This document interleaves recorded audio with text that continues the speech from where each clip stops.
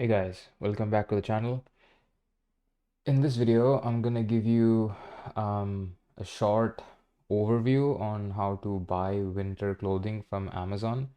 Um, I know that's kind of a weird topic to make a video on, but I was thinking back to my struggles of when I came into the US the last year, and I realized I didn't really know what to buy in terms of winter clothing because the winters here are usually colder than they are back in India.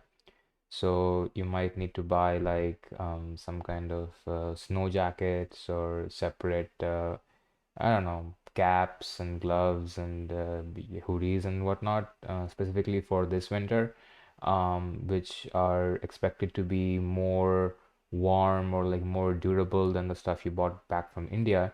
And you might not know where to buy that stuff from or even what to buy. So I'm gonna give you guys a quick run through, so stay tuned. Okay, so Amazon.com. If you want jackets, there is a very popular kind of jacket which you'll probably see a lot of people wearing. It's called puffer jackets. So they look like this. Um, they're kind of stylish, I think. They don't look too bad. They look like winter jackets. Once again, depending upon the quality, it'll depend upon how warm it is. If you had like a really high quality one stuffed full of like duck feathers or God knows what, it could probably be like super warm, and it could be like really insulating and could like protect you against the cold. So you'd want to get one that's like really nice, both fashion wise and does the job outdoors as well. Once again, just take your pick, read the reviews. These can go to pretty expensive ones from brands, and you're gonna find Amazon Essential probably already make one. There we go, the very first one. So these ones will be cheaper, but read the reviews to make sure what's good and what's not. Yeah, then we're gonna go over something that's I think even better, but I had no idea that this was a thing when I came in. So fleece jackets. So fleece in general is this thing like wool. It's like sheep's wool or something. It looks like wool. I don't know how it works, but it is so warm on the inside, you would have like no idea.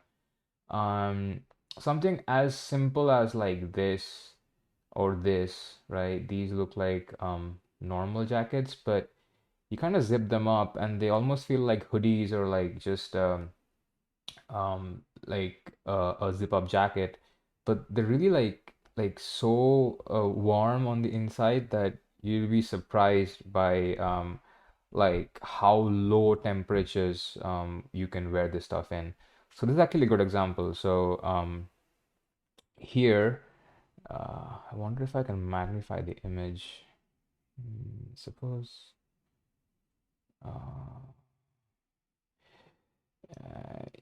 okay. So essentially, it kind of looks like this woolen towel material kind of thing that just lines the inside and probably even the arms. It's actually really good. Really helps you isolate. These jackets also tend to have like huge hoods, which are like kind of stylish if you ask me. Um, I think they look cool. And yeah, you can just buy these super warm. They don't puff or stick out like you're wearing a big bulky jacket. Almost looks like a hoodie. Really warm. You can wear them up outside even like 5 or 6 degrees Celsius. You could still get away with something like this. Really cool. Along with fleece jackets, you also have fleece caps, right? Same thing, caps, but with fleece lining on the inside. So if you looked at this, you probably wouldn't even know that it's a fleece cap, but it's just that you can kind of see in this photo, the inside has that like towel kind of like really fluffy woolly material. These will keep your head or ears or whatever way warmer than a normal cap or a beanie will. But hey, like you can like buy those too if you want. It's kind of like this material, this strange fur type wool type material, which is just like way better than like anything else I've seen so far. So really, really nice. Recommend you check these out. Let's go to gloves, right? Because that's the next thing you'd need. Okay, so before you buy gloves, there's something I should tell you. Number one, do not buy woolen gloves because you're probably gonna buy one pair of gloves, right? I don't think people have two pairs of gloves, one for uh formal occasion and one for when it's really cold outside. Like what? Fuck no, right? Everybody probably has just one pair of gloves unless you're like super like formally dressed or whatever. So if you're buying one pair of gloves, buy a good one and buy one that's like kind of um how do I say this? Like something like this that's like plastic or rubber on the outside so you can pick like this. You pick up snow with not wool that it becomes wet, but something that's a little more like synthetic. So you could like pick up snow with it, and they double as like snow gloves. They'll keep you warm, does the job. They don't really look that different from normal gloves. I mean, these ones look a little bulky, but this one you could get away with, I think. It doesn't like stand out too much. Um, you could like style these with whatever else you're wearing. And yeah, I suggest you go for one which is like a little bit um, durable, one that'll last you long, but also one that looks good. And on the point of looking good, I think it should be one that is kind of like close fitting. Like you don't want huge like mittens, kitchen mitts on your arms, on your fingers, right? You could pull off that look, but there's a high chance you can't. So I'm saying go for something like this that's more like an actual glove, like kind of snug and close fitting, but also something that's synthetic and protects you against from the cold and the ice and stuff like that. Um, Also, gloves these days have this thing called a fingerprint, blah blah blah. What this means is you can scroll your phone or scroll the surface of your phone using the fingertip on the glove. If the thing was like just pure plastic, it would just like slide right off and you wouldn't be able to scroll. But since you have this like little like rubberized tip, once the phone is unlocked, you can kind of scroll and stuff with it, which is cool. I honestly haven't really used that feature much. If it works for you and if it's very seamless, great. I think it's just an add-on, but hey, it could be really cool, right? Get one with which close fitting, has these rubberized tips, and just like kind of like synthetic polyester type, right? Like not wool. Okay. So now that we're done with gloves, let's talk about I think ski jackets, because that's where I'm headed next. So, when you want your typical winter snow jacket, because I know you've thought of buying one, this is what you want, right? This is what you're talking about. Um, so this is basically that big, heavy, bulky jacket you have that you can kind of wear even when it's snowing outside, or even when there's like really bad weather, or like you've gone skiing like this guy in the photo here, or something like that. Like this is the jacket that like protect you from like all the elements. So this is kind of where you have to lose a little bit of style points because it's kind of hard to style these huge jackets. I mean, if you can, then really great. Like, kudos to you if you can like style this well with like jeans or whatever and pull it off. That's like fantastic. But if it's like a little bit oversized, you feel like it's bulky, you feel like it's huge and fluffy, that's not really a bad thing. Like these jackets are meant to be kind of like big and like protective and really you know, like this guy up on here on top doesn't look very fashionable now, does he? Like he just looks cool because he's skiing down a slope. But if he was standing up tight, I mean, just jacket and some like some shorts, right? So it's really it's more about the use than the look. As you can see, they all kind of look the same, little bit here and there. do I think expect these to come a little bit upper size up. Like these usually come loose, right? But these would come like really, really heavy with like a bunch of pockets on the inside. An attachable, detachable hood for linings, all that stuff, right? Um, if as you can see, the outside is like kind of like synthetic or like I don't know, like not cloth or whatever. It's like rubber or plastic or something like that, right?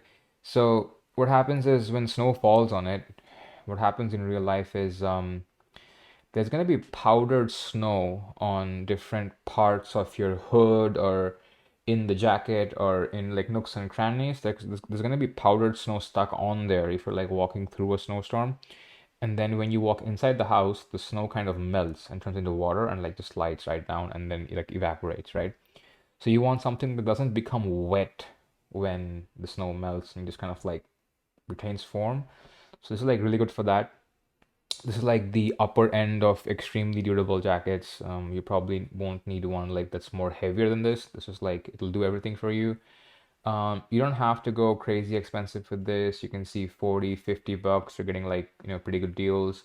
Obviously, if you want bigger brands, you're gonna have to cough up more money. These ones are also more stylish because they're like not as bulky, but you get the idea. So this is that like big, heavy, bulky jacket that you want to buy, right? They're called ski jackets. Now, quick tip for everyone listening. Um, this applies not only to jackets, but to pretty much all, I'd say, clothing. This is especially evident when you're buying stuff like t-shirts here in the US. The Indian size large is basically the US size medium.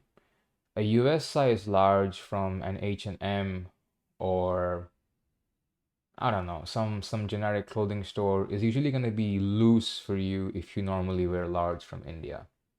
So try on stuff before you just buy them in bulk, right? If you're usually wearing large, try wearing a medium, maybe even a small to see if it fits you well. The t-shirts I've seen especially are like a little bit oversized. If you just blindly buy them, you can like lose money, I think. Recently I bought a bunch of I used to wear large all my life. I still do, honestly, on my Indian items of clothing. Like this t-shirt right here is large. It's like a little bit loose, but it's not that loose. I got this from Target. They have like a bunch of designs.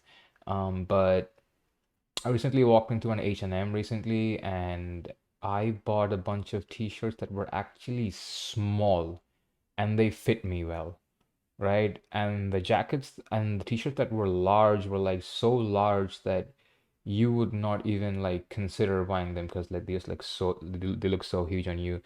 In a nutshell, what I'm trying to say is try before you buy because the size metrics might be a little bit different over here, right? So keep that in mind. However, for buying stuff like this, I'm assuming you had an Amazon account back in India. Probably when you just browse an item, it's even gonna show you the size that you want. See, true to size or usual size, right? You can usually trust stuff like this. It's not gonna become too bulky. If you're very, very peculiar about it and you want tight-fitting clothes, maybe try downsizing, but this stuff is usually fine. What I said just then was most about like t-shirts and like in-person buying at stores. You're buying hoodies and winter clothing in this video, so it hopefully doesn't matter that much if it's one size too loose because it's a hoodie. Anyways, back to the video. We talked about ski jackets. What else? Boots, right?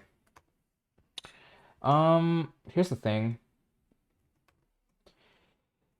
You can't really wear normal shoes in the snow. I'm sure you already know this because the snow melts and then the water soaks through your foot. So you're gonna have to buy one of these. like boots and stuff. Buy one that's good, buy one that's stylish. I'm sure you can style these. Um, Buy one if you need it. If you're in a part of the US where it snows heavily and you know that for a fact you're probably gonna need one of these, both for like the grip and the traction as well as like the protection around your feet. But hey, if you're living in somewhere in the US where it doesn't snow a lot in the year, like in Raleigh or something where we are currently, it snows here like once or twice a whole year, it's not that much. I wouldn't recommend, wasting $60 on a shoe if you just need to wear it like once or twice in a year, right? I don't think that's worth it. But hey, uh, boots are boots. You do you. So check these out if you need them. What else? I'm happy to say thermals for men are a universal thing. I'm pretty sure you already knew this. These stuff actually tends to be pretty good quality from whatever brand you buy. Check the reviews. And honestly, if your only thing on your mind is like just to stay warm, this is probably the highest ROI you're getting from any piece of clothing on this list. Like for the price and the amount of like just heat and stuff, you just uh retains in your body. Like this is nuts. This is gonna keep you warmer than like a hoodie or whatever, right? So this is stuff you already know. I'm just kind of like reiterating. That's about it. So you know, go ahead and buy this stuff off of Amazon. If you don't have a store you can like walk into and buy this stuff from, it's probably cheaper anyway, and you get more options. So that's cool.